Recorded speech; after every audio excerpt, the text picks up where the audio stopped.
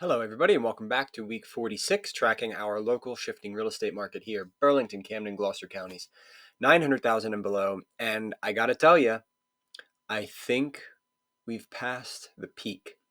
And the peak that I'm talking about is a combination of things. So let's take a little synopsis of where we came from earlier this year. In the early part of spring, the April, May, June time, we had no listings. Prices were shooting up uncontrollably. Interest rates were starting to increase, and we didn't really know when this was going to start to take a turn. We rode that wave May, June, July, August, September, October. We kept riding that wave up. Prices had gone up and everything.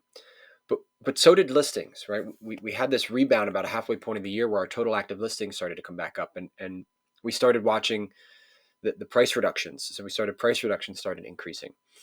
And now we sit here, and again, we're in week 46, so let's take a look at our listings. So third highest week all year with total active listings at 1569.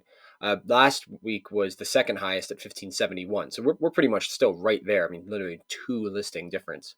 So there is a lot of options out there at the moment. So for buyers, I want you to understand there is a lot more options out today than there has been at almost any other time this year, with a slowing buyer demand at the moment because of interest rates and things like that, and timing of the year. Now that we're here, so it's November 15th, we're starting to enter that 6-week period where things slow down in the real estate market, especially here in southern New Jersey, where we deal with holidays and we deal with cold weather and things like that.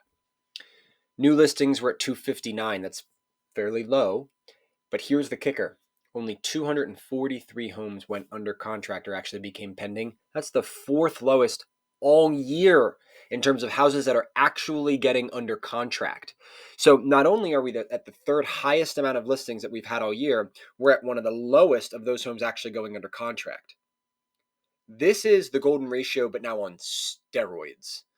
We are now getting to a point where it's going to start turning here from a seller's to a buyer's market in a little bit. It's been a seller's market since, I want to say, 2018 to 2019. I would say the sellers have kind of held the cards. COVID really solidified it. The inflationary period started to really solidify it. But right now, we are looking at, maybe when we start Shift Tracker 2.0 in the year 2024, we may be talking about how does a buyer's market operate.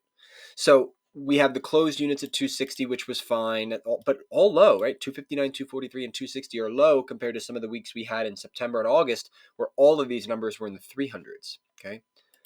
Expired, withdrawn, and canceled, a fairly nominal amount at 66. Price reductions, though, 149, still fairly high, Here's the one that has started to change this week is we've had a little increase here in these past couple weeks of days on market. Our average and our median have both increased now just over the past handful of weeks. And our days on market, as that extends, what's that telling us? It's that these listings are sitting longer than they used to. And then we see that coupled with the amount of price reductions who have been on the rise. We're starting to hear a story here. Here is one thing that did go up, is that we are at a tied for highest all year of a median list point. So our median list point of 349 is the highest that it's been on year, but we've had little pockets where this has dipped up and then come back down again. In week 39, we were at 339. We jumped up to 344, back to 339 for a handful of weeks, and then 340, and then we're jumped up again. I don't think this 349 will stay. Again, it could just be the randomness of the listings that got listed this particular week, but in aggregate, I wouldn't be surprised if that came back down just slightly. I don't know if this is going to get much higher than this at the moment. Now, here is something that did happen. We've actually had a little bit of break in interest rates. We were chatting, and one of our loan officers was able to quote somebody at 6.75. Now, I don't know if you've been following, but a lot of interest rates have been in the 7.5s, almost low 8s for the past handful of, I would say for the past couple months, 2 months, maybe 2-3 months, but definitely the last 6 to 8 weeks. So right now, the interest rates have come back a little bit. If you're pre-approved, or if you're thinking about getting pre-approval, I would lock your interest rate in like now, like yesterday, like now, like please get a locked rate if you are working on a pre-approval or anything like that, because they just came down lower because we saw that the economy was starting to weaken a little bit. We saw a jobs report that came out, consumer pricing index only at about a 3.2%. So there was a lot of factors that told the Fed, like, hey, we need to ease up a bit on the interest rate. So we're right in this period. So take advantage. You're hearing it from me, which otherwise you may not have been able to hear this information or know about it. This is time to take a little bit of action in getting those rates locked in. And here's where I want to spin this for the rest of this year, particularly. We are entering into a little bit of a golden period for buyers right now. A little bit of a golden period, and here's why. Yes, the interest rates did just come down a little bit compared to what they've been for the handful of weeks and months here. So A, interest rates are at a slightly more favorable position. 2, there are more listings on the market right now than there has been basically all year. Okay, and we know that, right? We're seeing that third highest all year. So you got plenty of inventory. Check. Third, price reductions are on the rise, right? I just submitted an offer this morning at asking, small escrow, as is. That's it. I'm not I'm not giving $10,000 in appraisal kickbacks. I'm not offering to pay seller transfer fees. I'm not offering to leave furniture behind because we're hoping to get it. I'm not offering, right? I'm not going 10, 20,000 over asking price. List price, reasonable escrow, 45-day close. Simple. So we don't have to give up all the concessions because there just isn't a line of other buyers. The other part is that these prices have been stagnant. And if I just bring up my one graph here, right, we see that from June, July, August, September, October, we have been hovering right about this very stable pricing matrix that we've seen over the past 5 months. And everything that we've seen so far in November has been corroborating that. Now, just these past 2 weeks, it has gone up a little bit, but we'll see. We'll see if that's real, right? We've seen that's been going up. But at the same time, we've also been seeing that these price reductions are super high, right? We've seen these past 5 months. June, we were down at 99. July 94, but then 123 in August, 136 in September, and 161 in October. Excuse me. So we've seen our price reductions heavy on the rise. And if we just look at our 2 weeks in November here, we're at 186 and 149 for price reduction. So we're again right there. So sellers are being more realistic about the prices that they're putting these homes on the market for and willing to take either an at asking or even slightly below market price. So buyers, this is what you've been waiting for. This is the perfect storm of 3, 4, 5 things all coming together at the moment. Here's the last piece, and I was just kind of forgetting this as I was going through some of these, a little more obscure. Think about this time of year. We have a week and a change before Thanksgiving.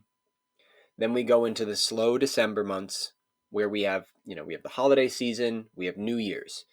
There are a lot of people who I have clients right now, it's an older couple, they're putting their search on hold. We've gone over all of this, but they ultimately decided we don't want to move during the holidays. We don't have to want to turn our life upside down during the holidays, and we're just going to wait till after. Totally understood.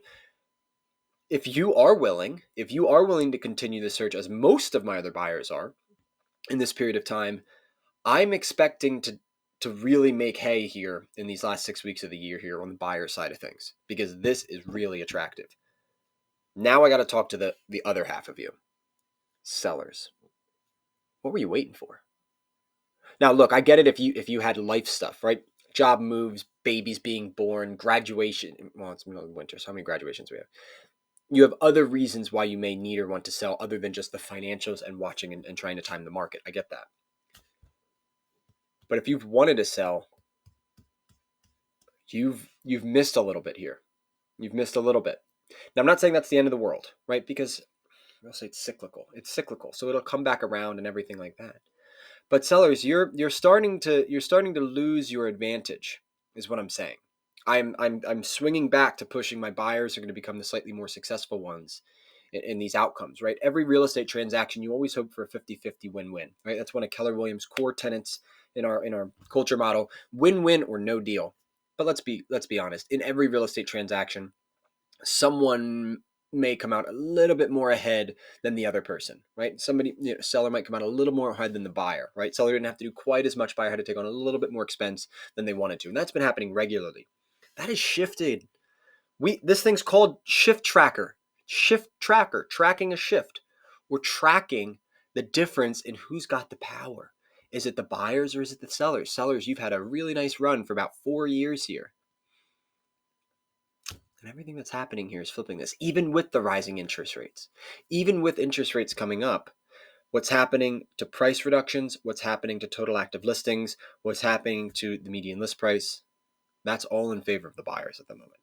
So I don't want to get into a whole long thing this week about, this program or that program. All I'm going to say to you is this. Buyers, you have at least, now I don't know what's going to happen over the next 100 weeks, that's why we do this week to week, but at least over these next 6 weeks, you got some time here to make some moves. You have some time here in the next 6 weeks over this holiday season, based on everything that we're talking about, to get into a home not at this crazy, ridiculous price where you think you're building negative equity and you're overpaying and you're worried about it appraising and all that. We're not right there anymore. I mean, we've been feeling it, but really, based on the contract that the offer that I just submitted today, the contract that we just put together last week, we don't have to do all that crazy stuff. And sellers, if you are still considering selling, I would not wait much longer. If this thing ekes into next year with all these trends going the next way, you're going to be a seller that's going to be sitting on market for 30 days, 45 days, 60 days, 75 days, 90 days, wondering why it's not selling. And it's because the market has shifted out of your favor a little bit. So anyway, that'll do it for me here.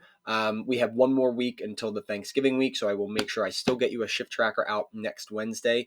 But everybody have a happy, safe holiday season. And if you ever want to chat, you know where to find me.